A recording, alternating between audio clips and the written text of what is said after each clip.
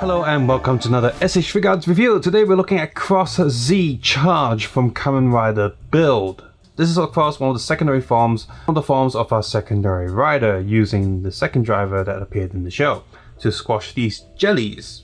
I like to call them Jelly Dragon. The past two build figures that I reviewed seem to be lacking quite a lot of detail, especially on the belt and the bottles themselves, but here they seem to put a lot more effort with this figure. Now, the belt itself is still missing some details, but the overall molding color is quite good. What's missing is the two stickers on the front and just a little bit of silver paint on the two mechanisms that squash the jelly. But other than that, the jelly pack itself is printed pretty accurate for what it's supposed to be. Outside of the belt, his weapon also holds a lot of surprises. The jelly itself is also removable from the belt and you can attach any bottle to it because they all have the same peg. So that's pretty awesome. It's almost like a mini DX toy. You can swap bottles with different belts. It's cool. And when we move on to his weapon device, it's even more surprising. When we look at it, first of all, those two white gun areas can move back just like it does in the show. And you just use your fingernails to pull out the golden tip that turns this weapon into sort of a stabby spear-like weapon. This thing clicks in at each end. That makes it quite secure and not slide all over the place. The weapon itself is quite detailed and looks quite good, but much like the belt, you can also pull out the dragon. And here we're left with an area where we can plug into other bottles if you want to. Dragon itself is pretty good. There's a tiny bit of paint missing, but for how small and detailed it is, I'm definitely going to give it a pass. Why? Because it's not a solid piece. You can actually pull the head out of the dragon and the tail out just like the actual item or the toy, and you can also pull the bottle out, which is molded correctly. The bottle itself is also painted properly with the entire top painted black instead of just the front on the regular build Figuarts. So all in all, while technically there's still a few bits of color missing from this thing, the quality on here is pretty excellent, and complaining about that seems like nitpicking. This little dragon device weapon is super awesome, and the belt itself is slightly better than Build's overall quality. On top of the belt there, they use transparent red plastic for the tip, which is hard to see because of how dark it is, but it is definitely transparent. And the bar is transparent and articulated just like what it should be, and the front where you see the energy charge up also lined with a piece of transparent plastic. The detail of the jelly pack is also quite good when you pull it out. There's actually some hidden detail there that you don't see when it's plugged into the belt. The mold on the sides has that whole packet aesthetic, and the back has a track much like the regular bottles. Underneath the jelly pack, the belt also has a bit more details molded in, and all in all it just looks great. For the figure itself, the molding quality is pretty excellent. Definitely no molding lines or weird scars anywhere. The clutch for the most part of all the joints are pretty smooth, although his leg joint when you rotate it seems a little bit funny. It seems a little bit too smooth, and yet it's not affecting the play at all. It's just that when you're posing it feels a little bit weird, but there's no problem with it. Well, as of right now anyway.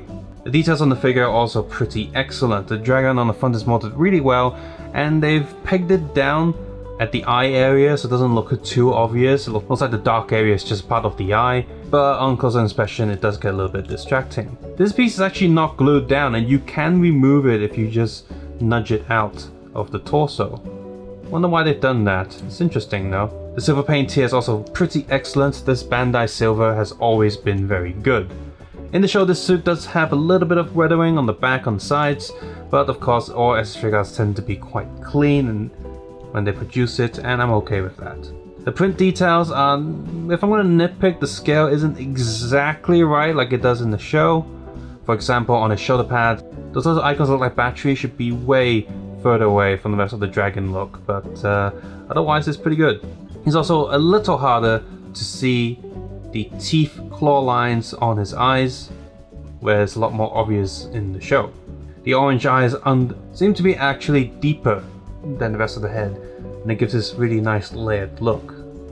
Back itself is also quite nice with a transparent blue line going on this backbone area. The tramp stamp is a little bit noticeable under certain poses with the torso, but it's pretty good. And finally, in terms of the coloring, I would prefer that the blue on his boots be a little bit more saturated like it is in the show, but it does look okay here. Accessory-wise, apart from the fists on his torso, He also has a weapon holding hand for his belt's handlebar, bike holding hands, and a pair of slightly relaxed hands. And of course he has his weapon and the dragon attachment on that.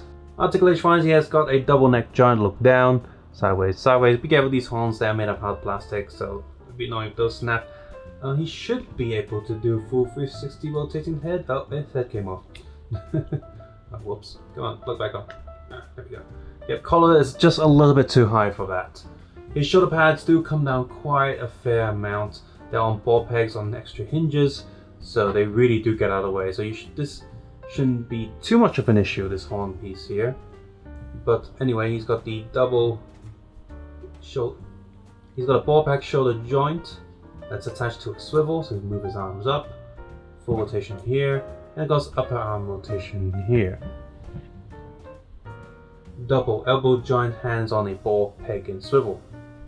Torso goes back, torso goes forward, sideways, sideways.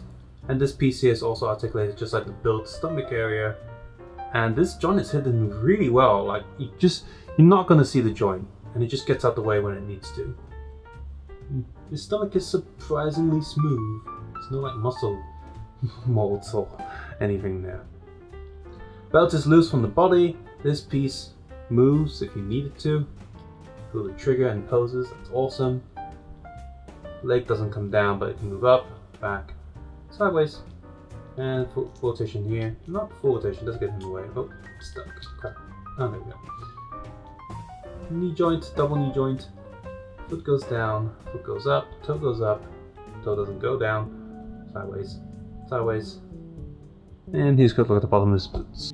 Honestly, I wasn't expecting much with this figure. The character itself is not that interesting. In fact, everyone in build isn't that interesting. The story is kind of rubbish.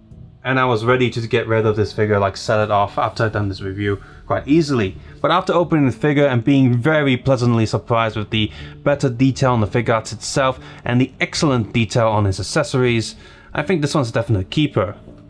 Being a fan of the show or not, this is still a very excellent figure. It's very nicely produced, nicely painted, and all around just a good figure that's not even that expensive considering. If you're a Kamen Rider fan or you just like the look of the figure itself, this is a pretty nice pickup. If you see it for a decent price, I highly recommend getting this figure just for the play factor alone. But alas, if you're only collecting main riders, then this is still an easy skip. Hey guys, did you find this video useful?